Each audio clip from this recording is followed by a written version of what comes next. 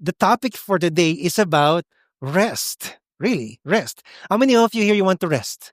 Hindi pala. How many of you need rest right now? Hindi po tulog, really, yung rest para sa puso po ninyo tsaka sa kaluluwa po ninyo talaga. No? That's a different kind of rest. And all of us here, we need rest. Whether we need rest from a macro level unrest or micro level unrest. On a macro level, we have a natural unrest like this storm, or maybe national unrest like flooding. Yes, that's not a calamity. That's something billions of pesos was not done properly for the flooding system. Poverty is also a national unrest and also geopolitical unrest. When you look at what's happening in Syria or Thailand and Cambodia, or maybe the tensions between China and the South Asian nation, that's geopolitical unrest. On a macro level, we are praying to God, Lord, give us rest. Are you here? How many of you are praying for that? And then you have a micro level unrest. Personally speaking, some of you are burnt out and you want rest, but you don't know how to rest. Maybe lack of clarity. Where am I headed next? Whatever stage of your life you are in right now, kahit estudyante ka, graduate ka na, may trabaho ka, may asawa ka, or maybe you are in midlife right now, or maybe 60, you're always thinking, what's next for me? And that gives us unrest or sometimes uncertainties in your marriage, uncertainties in your work, uncertainties in your family, uncertainties in your finances. These things are struggles, and these struggles gives us unrest. We need rest. Tell the person sitting next to you, tell that person, you need rest. And where do we get that rest? Vacation. We get rest from vacation. You go to Japan. Or maybe you sleep. Or maybe you sleep for 1,000 years. Lord, makatulog lang ako. Lord, masaya na ako. Or maybe you eat a lot of food. Or maybe you talk to a person, your best friend. Or maybe you watch Netflix for 3 days. Okay? Or maybe you mindlessly scroll your phone in the toilet, right? And then you feel like when you do that, there is rest. Nakakapahinga ka. Are you here? Have you done those things this year? And then the question is, what happens after that? You go back to unrest. Think about it, vacation. Ang sarap ng buhay mo, nagbakasyon ka. But after going back, you have to brave the traffic in EDSA and you will say, ano ba naman to? Nasaan yung pahinga ko? Wala na kagad. Yan, you brave the 3-hour traffic. Wala na talaga. It's still there. After sleeping, you face the same unrest that you were facing before. And so rest turns to restlessness, and it turns to what? Wrestling to find rest. We wrestle most of the times to find real rest. And there's a constant yearning for rest from our wrestlings in life. And then someone comes along, maybe a preacher, maybe a friend, a victory group leader, and tells you, just go to God and you will find rest. How many of you find rest in God? Raise your hands. Yeah, right, di ba? Even in Cinema 3, please raise your hands now. But most of the time, there is a gap. There is a gap between God's rest and then the wrestlings in life. You hear verses like, come to me, all you are weary and burdened, and I will give you what? Rest. Ang gandang pakinggan. And this is true. It feels so great. But when you come to wrestle once more in your unrest, it seems like you are not winning. Especially when you are there. Feeling mo hindi ka na nananalo sa wrestling na yun, and there is unrest. How do you truly enjoy the rest that God is offering? Let's all stand as we find the answer in Hebrews chapter 4, verse 1 to 13, in the continuation of our Better Than series. Let's read from Hebrews chapter 4, verse 1 to 13. And again, I encourage you to please buy a physical Bible. The phones are great for taking down notes, but with all the distractions in life, it's still great to read a physical Bible. No? Verse 1, therefore, while the promise of entering his rest still stands, let us fear Let us fear lest any of you should seem to have failed to reach it. For good news came to us just as to them, but the message they heard did not benefit them because they were not united by faith with those who listened. For we who have believed entered that rest, and he has said, as I swore in my wrath, they shall not enter my rest. Although his works were finished from the foundation of the world, for he has somewhere spoken on the seventh day in this way. God rested on the seventh day from all his works. And again in this passage, he said, they shall not enter my rest. Since therefore it remains for some to enter it, and those who formerly received the good news failed to enter because of disobedience, again, he appoints the certain day to day, saying through David, so long afterwards, in the words already quoted, today, if you hear his voice, do not harden your hearts. For if Joshua had given them rest, God would have not spoken of another day later on. So then, there remains a Sabbath rest for the people of God, for whoever has entered God's rest also rested from his work as God did from his. Let us therefore strive to enter that rest, so that no one may fall by the same sort of disobedience. For the word of God is living and active and sharper than any two-edged sword, piercing to the division of soul and of spirit, of joints and of marrow, and discerning the thoughts and intentions of the heart. And no creature is hidden from his sight, but all are naked and exposed to the eyes of him to whom he must give account. Lord God, thank you so much for the reading of your word. Your word is life. Your word is powerful and active. Let your word not just encourage us, but let your word expose something in our hearts today that we may truly find rest in you. Bless us, Lord God. In Jesus' name I pray. Amen and amen. You may now take your seats. So, for the last 4 weeks, we've been talking about a group of people that the author is trying to address. The group of people who are being persecuted because of their faith in God. These people, they were being persecuted in the form of judgment, economically stripped, socially outcast, and sometimes death. So ang hirap po mabuhay ng panahon pag Kristiyano ka kasi papatayin ka po talaga. Because if you're going through that persecution, you will feel unrest in your life. And there will be a constant struggle and wrestling. Lord God, baka mamatay na ako ngayon dahil sa paniniwala ko. If you have been mocked by someone because you are a born-again Christian, hindi po persecution ang tawag doon. You are just being mocked because real persecution means you are really dying because of your faith. Are you here?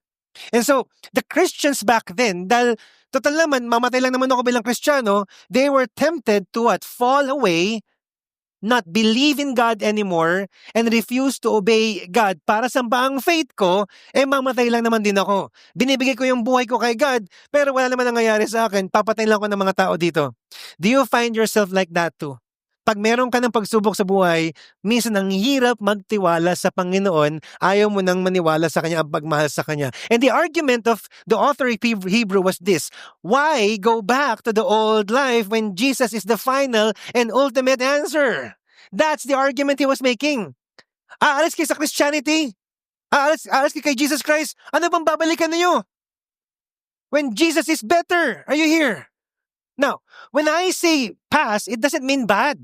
In fact, their past was good, and the old life, the old religion, the old belief was great. It's beautiful. It's not bad. It's just that Jesus is way, way, way greater. Are you here?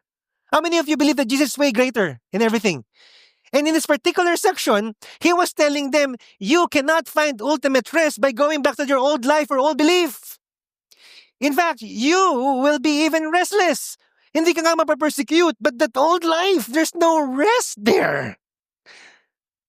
And since the audience of Hebrew were Jewish Christians, they understood Old Testament.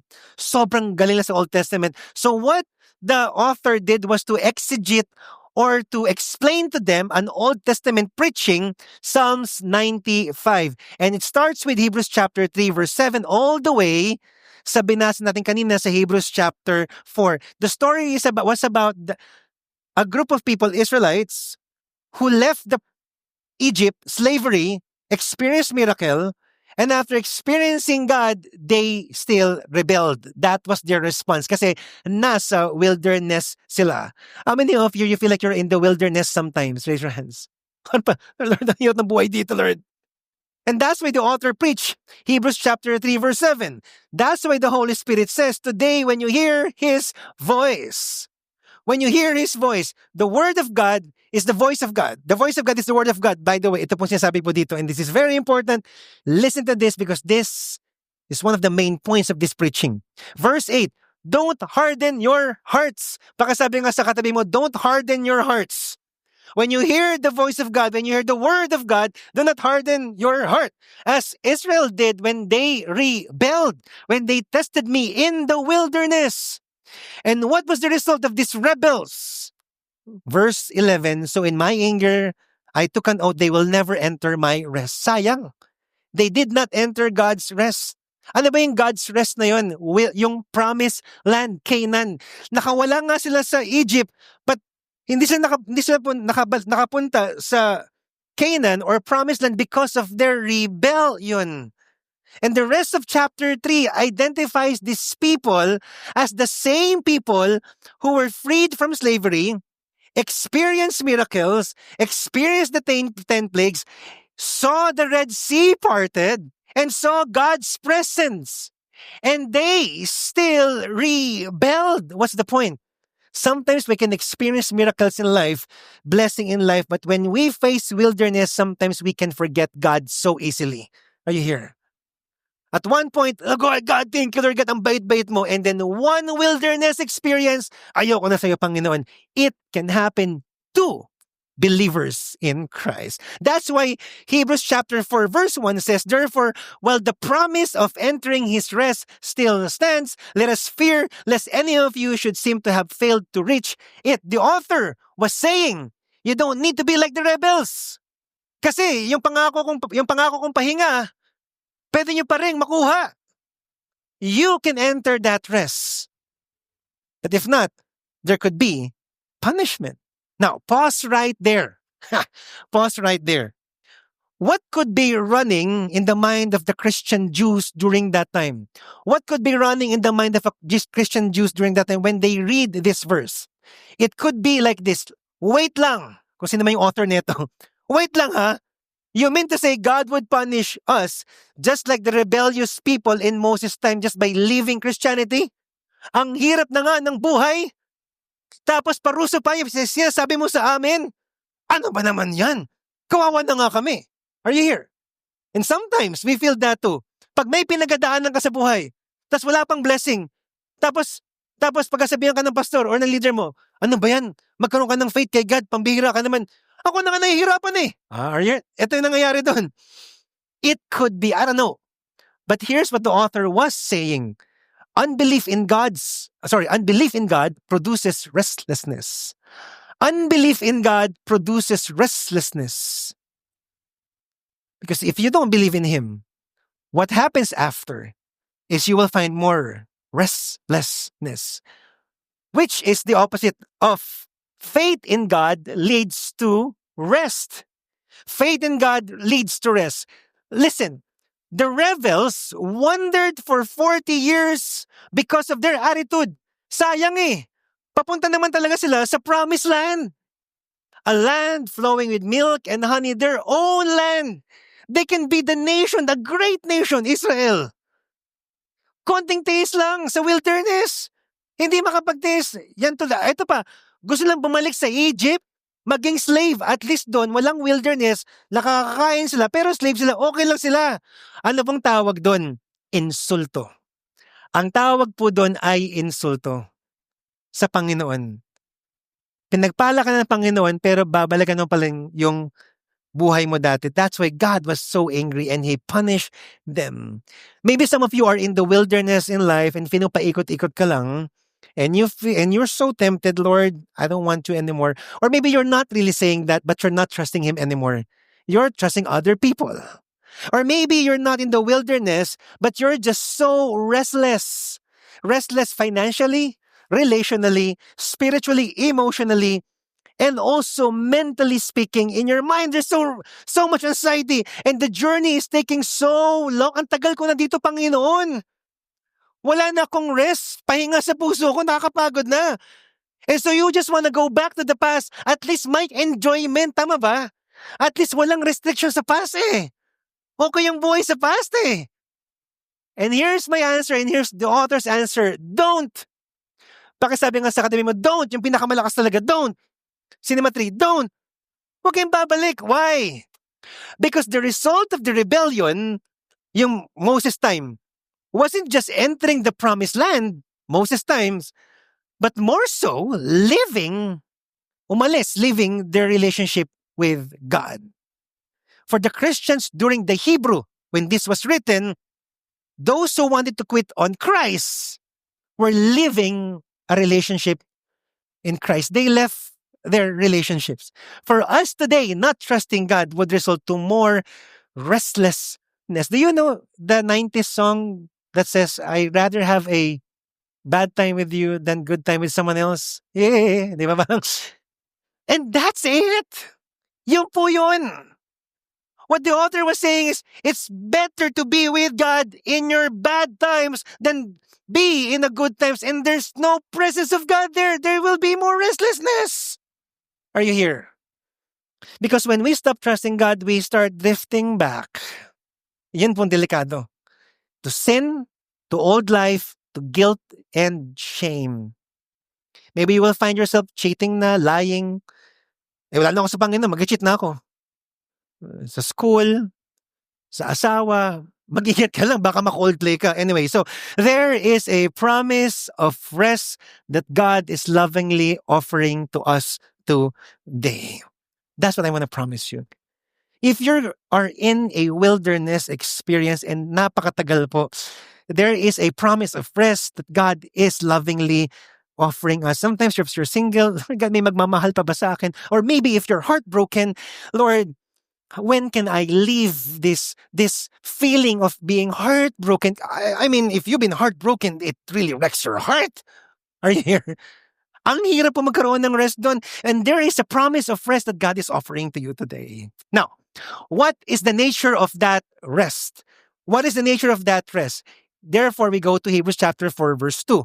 Don't worry, lahat po ito hihimay-himayin natin. Andito po tayo for 3 hours. Okay, so, verse 2, for the good news came to us just us to them, but the message they heard did not benefit them because they were not united by faith with those who listened. Now, I want to teach you today something about reading the Bible, because one of the challenges in reading Hebrews chapter 4 is that it's written in a very complex Hebrew writing style. It's not linear. Parang A, B, C, D, eto na, conclusion. No. It always go back and forth, and that ideas are repeated, expanded, and intensified each time. The goal actually is to look at different angles of rest. The author would go back in the past, present, and future. So minsan pa nagbabasa ka ng Hebrews, ano na nangyayari? Hindi ko na maintindihan. Because the technique was, it's like a spiral of going back and forth, pero tumataas na yung pang-understanding mo sa sinulat ng author. So look at Hebrews chapter 4 verse 2. For the good news came to us just as to them. He was talking about the present. And then, but the message they heard did not benefit them because they were not united by faith with those who listened. That's Moses' time. In one verse. And then in verse 3, for we who have we believe entered that rest, as he has said, that's again present. And then, as I swore in my wrath, they shall not enter my rest. That's Psalms 95. And then, although his work were finished from the foundation of the world, that's creation time. Grabe po. Ano na nangyayari? Ano pinag-uusapan dito? And then you go to verse 8. For if Joshua had given them rest, God would not have spoken of another day later on. What's that? Past and future. Ano to? And if you keep reading that, Lord, hindi ko na maintindihan, ano ba nangyayari dito? That's the point. The goal why it was written in such a complex manner is so that the people back then would reflect and meditate. It was so intentional. You have to keep reading it over and over until you understand it because it's so important.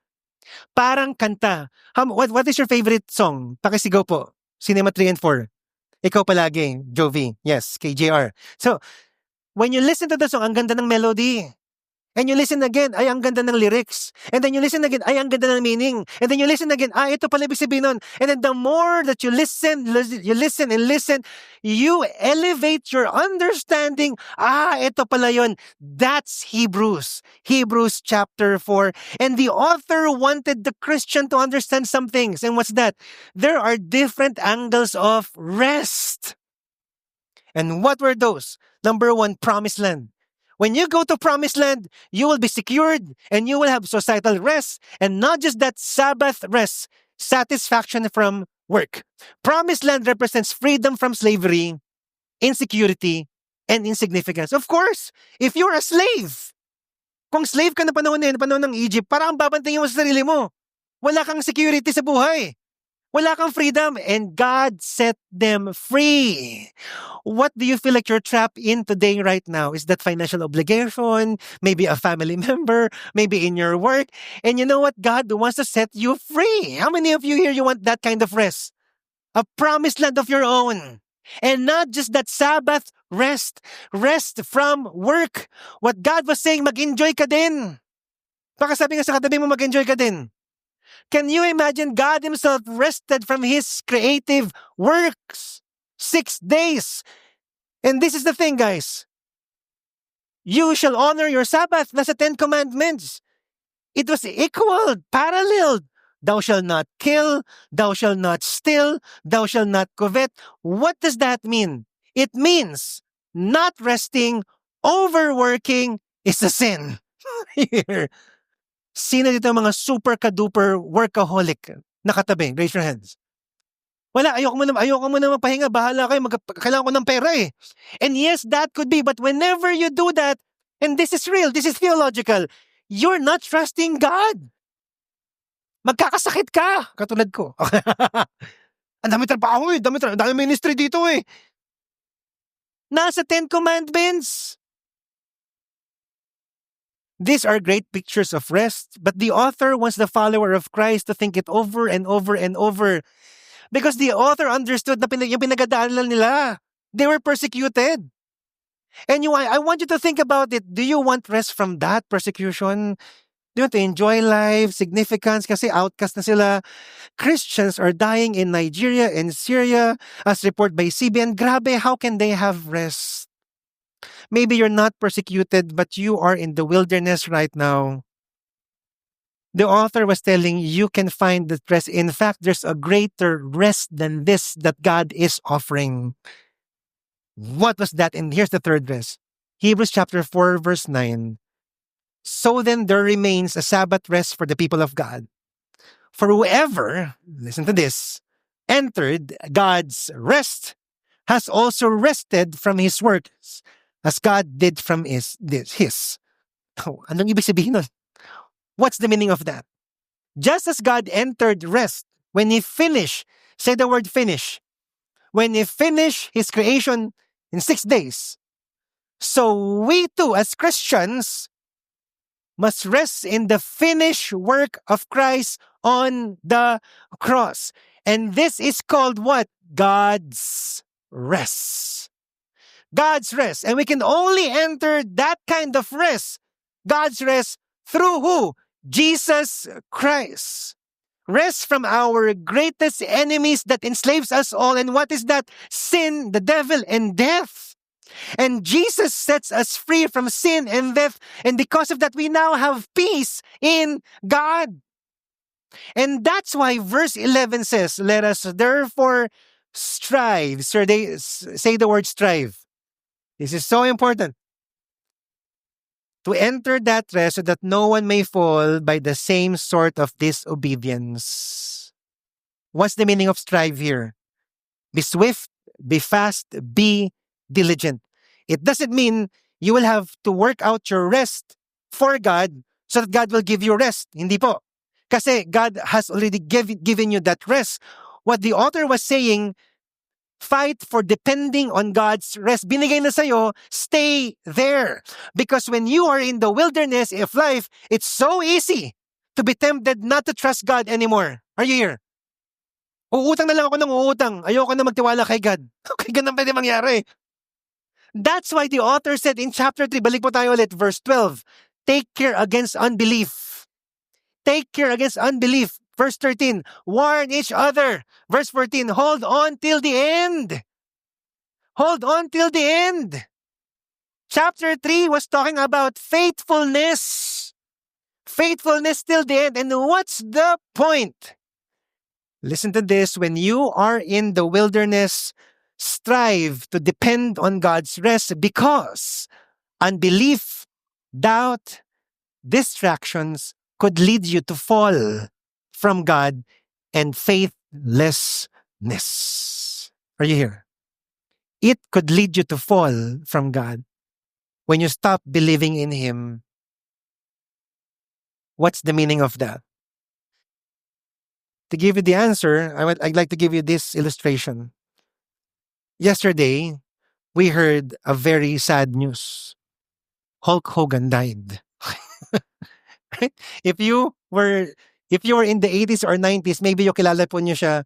I mean, this guy left a great legacy. And what's that? Wrestling. Tama po ba? Wrestling. And so, it seems so true when I was a kid. Ay, ang galing nila. Sino nga ba itong mga to? Ultimate Warriors, di ba? Tandaan na yun, di ba? The Rock, Knox the Rock, bata-bata, di ba? John Cena. And then you will see them slam each other, punch each other. And then as I grew older, ay, mali pala to, peki lang pala to.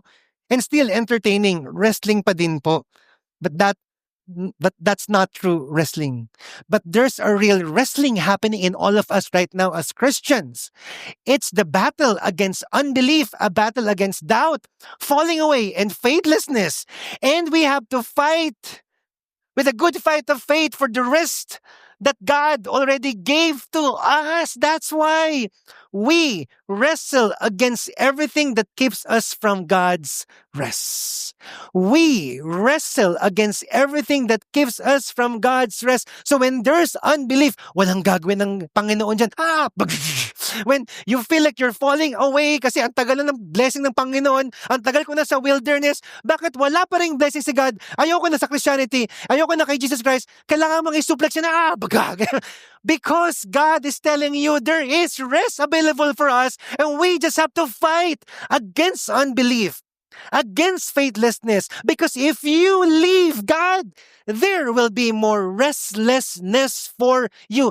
Mas lalong walang kapahingahan kung wala ka na sa presensya ng Panginoon. But if you stay there, come on! If you stay there and fight for the good fight of faith, you can enjoy the rest of God. Why are the Nigerian Christians still staying as Christians? The Syrian Christians were being killed there because they have found rest in God. And maybe they may die here on earth, but there is an eternal rest waiting for them in heaven. And we may never experience that here in the Philippines, but what God is saying, hey, maybe you're in the wilderness, but there is a promise for you, whatever that promise that God has given to you.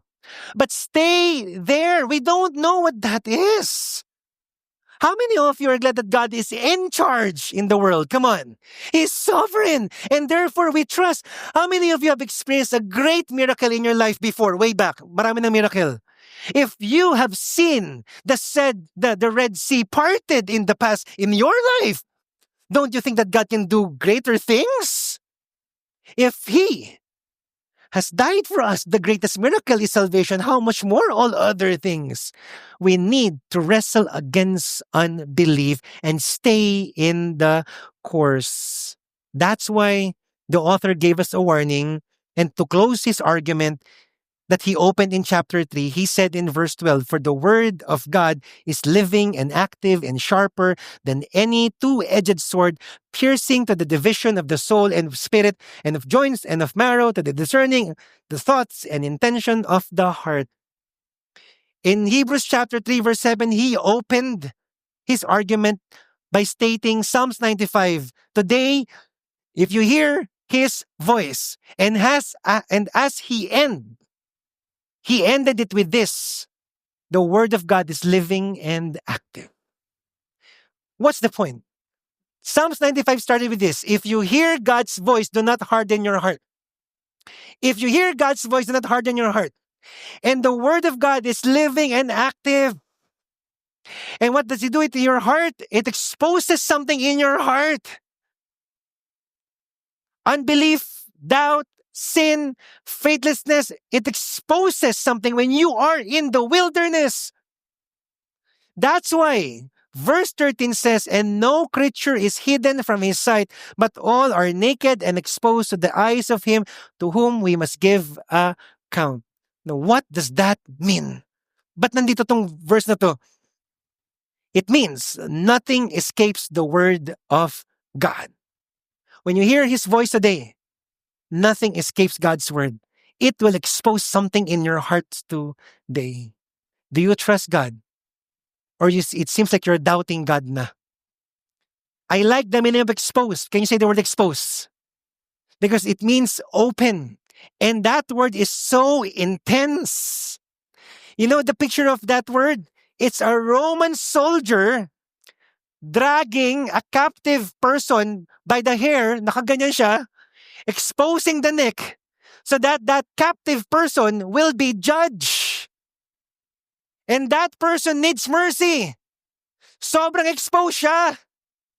Pwede siyang ma-judge at patayin. That's what the Word of God does to us. It exposes our very hearts, our doubts, our unbeliefs, our faithlessness. And the question is, what would be our response? And when you come to think about it, pero Pastor Paul, ang hirap talaga. I feel so weak when I am in the wilderness. Tapos madajudge pa ako dahil ang hirap magtiwala sa Panginoon. Think about it. Are you here? And that's just real talk. When you are in that wilderness, ang tagal na ng pagkapara ng Panginoon, ang tagal na ng promised land. Lord, ano mangyayari sa akin? Lalo na kung meron akong sakit, ano mangyayari sa akin, Lord? And then may judgment pa sa akin kasi meron akong doubt. Lord, paano na? That's why there is an encouragement for us. Buti na lang hindi po nagtapos sa verse 13. Because verse 14 says, "Since then," nagigets ko naman, "since then, we have a great high priest who has passed through the heavens, and that is Jesus Christ, the Son of God. Let us hold fast for our confession." Wait lang muna. Bago kayo lalong ma-frustrate, wait lang muna, meron tayong Hesus Kristo. And the same Jesus that we have faith, continue to hold on to Jesus Christ. You know why? Verse 15, "For we do not have a high priest who is unable to sympathize with our weakness." Other people will judge us. Grabe ka naman, wala kang faith. Grabe ka, Jovi. Grabe ka, Jeric. Grabe ka, Abel. Kakanta-kanta ka pero wala kang faith. No, he will not judge us. In fact, he will sympathize with us in our weakness. But one who in every respect has been tempted as we are, yet without sin. He felt that weakness. He felt that weakness when he was a human here on earth. And he understands. Now, when we are in the wilderness, may hirap talaga. And he sympathizes with us. Jovi, alam ko mahirap. I sympathize with you. I'm not judging you. When you are in the wilderness, God understands. I know you are in the brink of doubting me. You are in the brink of unbelief. But hey, verse 16, we can draw near to God. Listen, let us then with confidence draw near to the throne of what? Grace. That we may receive mercy and find grace to help in time of need. The author was telling the Christians back then, nagagets ni God. Nahihirapan na kayo sa persecution. But listen, you can come to Him. And He will give you the grace, and you can receive mercy so that you could go through the wilderness of life. So that you could go through tough times. So just like Jesus Christ, He died on the cross, suffered. He went through that, and yet through that there's life, because God is telling that's not the end of your life. Your wilderness is not the end. How many of you are glad that our wilderness in life is not the end? Come on. That there is a next level. Matatapos din po yan, but you just have to stay there. And guess what? Let's keep holding to the confession that God is never leaving us. And though the wilderness is exhausting and trying, Jesus is there to give us the grace and the help that we need to go through once more. And as you walk, you will find that rest. You will enjoy that rest. That's why those people who are in faith, for some reason when you talk to them, hindi, basta alam ko may peace ako sa puso eh. May pagsubok pero may peace na hindi ko maintindihan. Yun yung kanta kanina. May kapayapaan sa puso ko, hindi ko maintindihan, pero may pagsubok ako. You know why? Because that faith, by God's grace, enabled them to enjoy the rest despite the wilderness of life. Would you want to enter that kind of rest? Because the only way, and this is my last point, my ultimate point, the ultimate rest can only come from God's grace and mercy. You can have a vacation, you go sleep, you go watch Netflix, you go scroll your phones for as long as you want, but ultimate rest comes from the grace and the mercy of God. You go to Him, God, I need you. And Philippians chapter 4 says, "In the peace of God that your mind cannot understand will come from you." And you know what that peace means? Wholeness. Buong buo po kayo. Because what worries, anxieties, and challenges and the wilderness of life do to us, it tears us apart. But the peace of God makes us whole, that despite of the wilderness, we can experience God's rest. So, cry if you must. Mourn if you must. Be sad if you must. It's okay. But let me assure you that in the midst of wilderness and cries, pagsubok, iyak, dalamhati, ang Panginoon lamang ang makakapagbigay ng tunay na kapahingahan sa atin. Hindi natin siya maiintindihan. Pero ang pangako ng Diyos, nandun siya. Humingi lang tayo ng grasya at ng kaawaan, ibibigay po sa atin ng Panginoon yun. Labanan natin lahat ng hindi pagtitiwala sa Panginoon at i-enjoy po natin ang kapahingahan na binibigay niya po sa atin.